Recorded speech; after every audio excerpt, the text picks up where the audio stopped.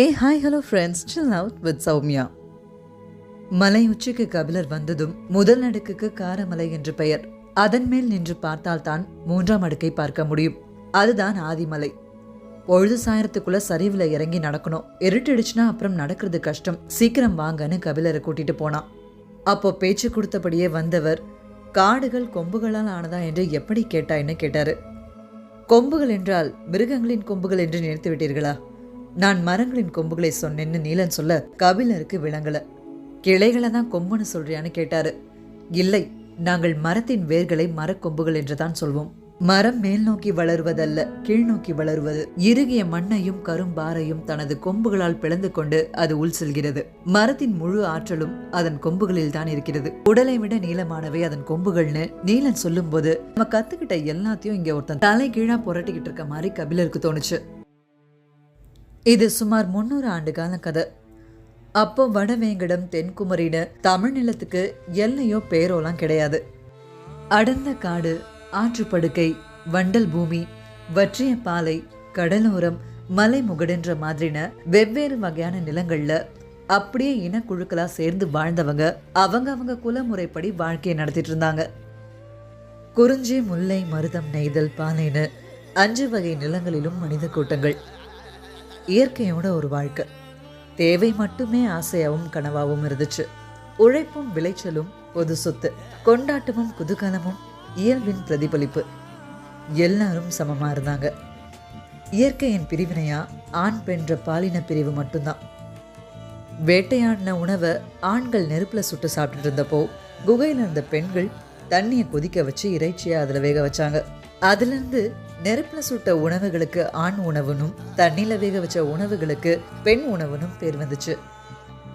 ஆண் அவசரத்தின் அடையாளமானா, பெண் பக்குவத்தின் அடையாளமானா. இப்படி அழகாவும் அமைதியாகவும் இருந்த காலம் மெல்ல குலைய ஆரம்பிச்சது.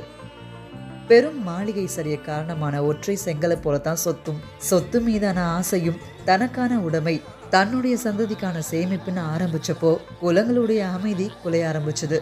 ஏற்றத்தாழ்வுகள் உருவாச்சு. குலங்கள்னா வலுத்தவன் கை ஓங்குச்சு, வல்லமை பொருந்தினவன் கைகள்ல அதிகாரம் நிலை கொண்டுச்சு. அப்படி வலிமை அடைஞ்ச குலம் மற்ற குலங்களை அடக்கியால நினைச்சது. 100கணக்கான குலங்கள் ஒன்னோடு ஒண்ணு மோத ஆரம்பிச்சது. ஆரம்ப காலத்துல மனிதனுக்கு தேவையான முக்கியமான செல்வமா கால்நடைகள் தான் இருந்துச்சு. அதுக்காக கால்நடைகளை அதிகப்படுத்தவே எல்லா குலங்களும் ஆசைப்பட்டாங்க. அடுத்தவன் கால்நடைய ராத்திரியோட ராத்திரியா களவாண்டாங்க. களவு கொடுத்தவன் ஆயுதத்தோட தாக்க முற்பட்டான். அதுல செத்து விழுந்தவன் சில பேர்னா அடுத்த கட்டமா நல்ல விளைநிலங்களை கைப்பற்ற மோதிக்கிட்டாங்க. கால்நடைகளை பறிக்கிறப்போ மோதலாம் இருந்தது. இப்போ போர்க்களமா பரிணாமம் எடுத்துச்சு. ஒரு போர் இன்னொரு போரை உருவாக்குச்சு. முதல்ல தோல்வி அடைஞ்ச நாட்டு வீரர்கள் வெட்டி கொள்ளப்பட்டது போய் அவங்களுடைய உழைப்பு புதுசா வர அரசுக்கு தேவைப்பட்டுச்சு. அதனால ஆட்களை அடிமையா வச்சுக்க ஆரம்பிச்சாங்க. பெருகி வந்த தேவையும் கடல் வழி வணிகமும் கணக்கில்லா அடிமைகளை உருவாக்குச்சு. நிலத்துக்காக தொடங்கின போர் அப்புறம் அடிமைகளை உற்பத்தி செய்ய நடந்த போரா மாறி போச்சு. இனக்குழுக்கள் எல்லாம் ஒன்னோடு ஒண்ணு மோதி அழிச்சு கொண்டு செரிச்சு மிஞ்சினது மேலேறிச்சு. அப்படி மேலேறினவங்க இனிமே நாங்க குலத்தலைவர்கள் இல்ல, வேந்தர்கள்னு அறிவிச்சுக்கிட்டாங்க.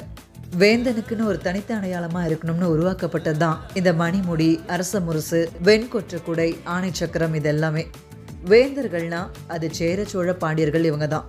மற்ற எல்லாரும் குறுநில மன்னர்கள் தான் அறிவிச்சாங்க. எந்த ஒரு அறிவிப்பும் ஆட்சிக்கு உட்பட்ட நிலப்பகுதிக்கு தான் பொருந்தும்.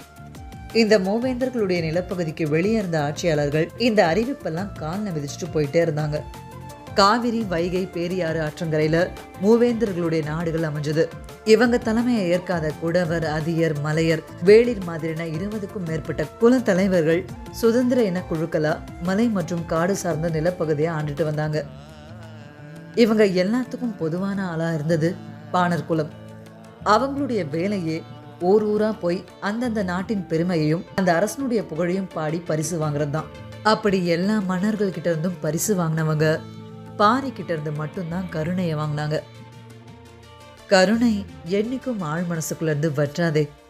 அவங்க நினைவுல சுரந்துட்டே இருக்கிற நினைவுல மட்டும் இல்ல, மறந்தும் பாடும் பாடலா பாரியுடைய பாடல் தான் இருந்துச்சு.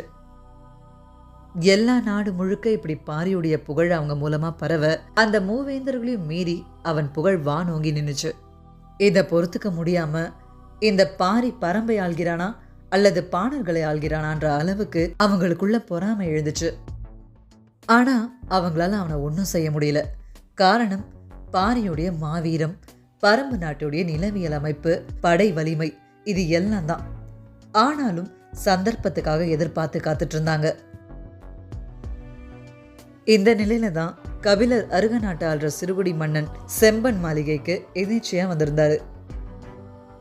அன்றைய காலத்துல தமிழ் நிலத்தின் பெரும் புலவரா விளங்கினவர் கபிலர்.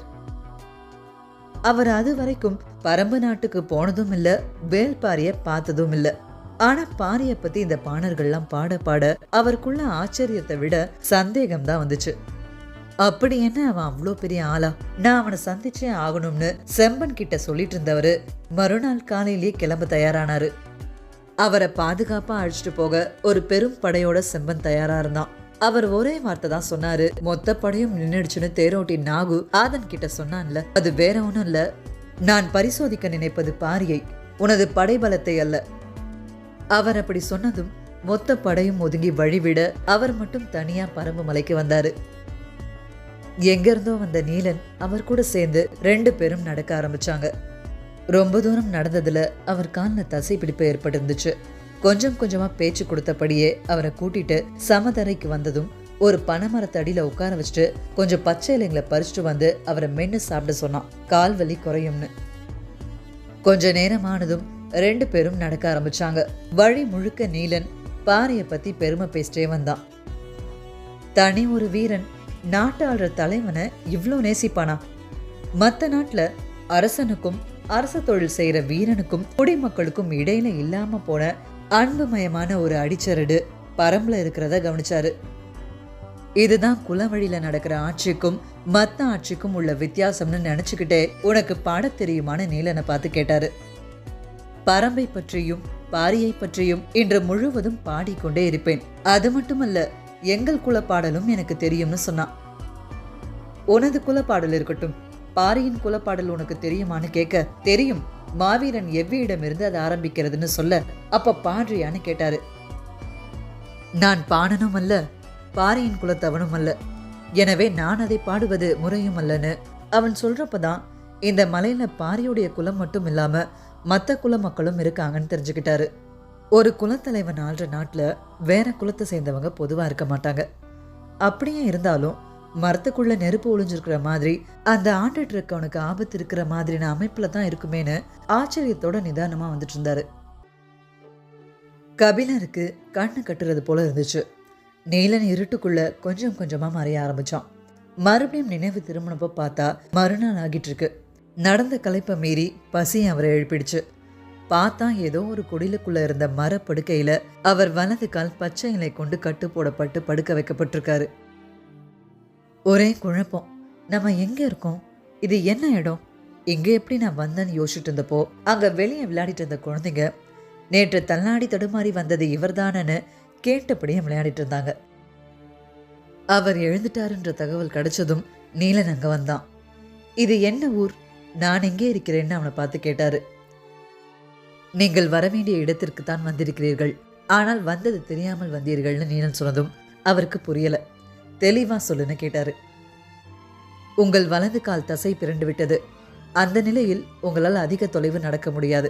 நடக்க நடக்க வலி கூடத்தான் செய்யும். பொழுது வேறு மறைந்து கொண்டிருந்தது. இடையில் நாகக்கிடங்கு வேறு. இந்த காட்டில் எத்தனை வகை பாம்புகள் இருக்கின்றனவோ அத்தனை வகையான பாம்புகளும் அங்கு உண்டு. நாங்கள் வெளியிலிருந்து வரும் யாரையும் அந்த பக்கமாக அழைத்து வரமாட்டோம். ஆற்றை சுற்றித்தான் அழைத்து வருவோம். ஆனால் உங்களுக்கு அடிப்பட்டதால் ஆற்றை சுற்ற முடியாது. சரி, நாகக்கிழங்கின் வழியே வேகமாக அழைத்து செல்லலாம் என்றால் நீங்கள் பனைமரத்தை கடப்பதற்குள் உட்கார்ந்து விட்டீர்கள். எனக்கு வேறு வழி தெரியவில்லை. உங்களுக்கு தனைமயக்கி மூலிகையை கொடுத்தேன்னு நீலன் சொல்லிட்டு இருந்தான். அது என்ன மூலிகைன்னு கபிலர் கேட்க, அது உங்களின் நினைவை மயக்கும். அதனால் நீங்கள் வலியை மறப்பீர்கள். அதே நேரத்தில் உங்களின் இயக்கத்தை நிறுத்தாது.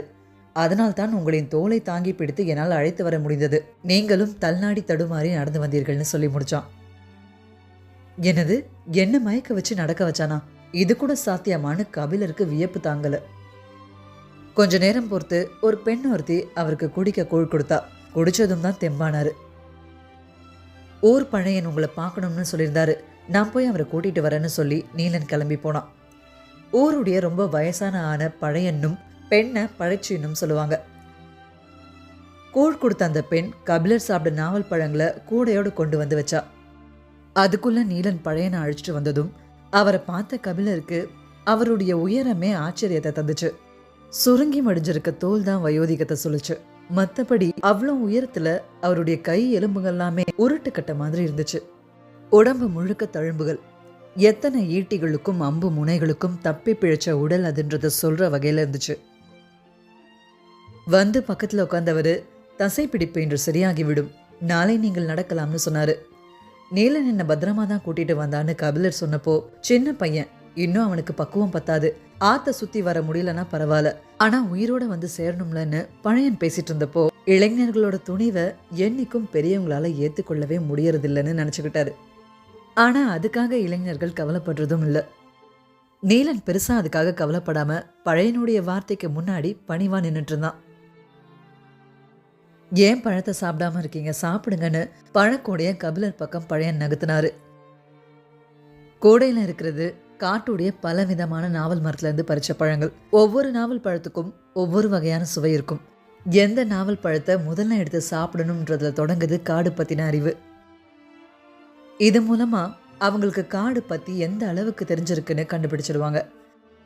கபிலர் முதல் பழத்தை எடுத்து வாயில வச்சு போயே தெரிஞ்சது அவருக்கு காட்டை பத்தி சுத்தமா எதுவும் தெரியலன்னு.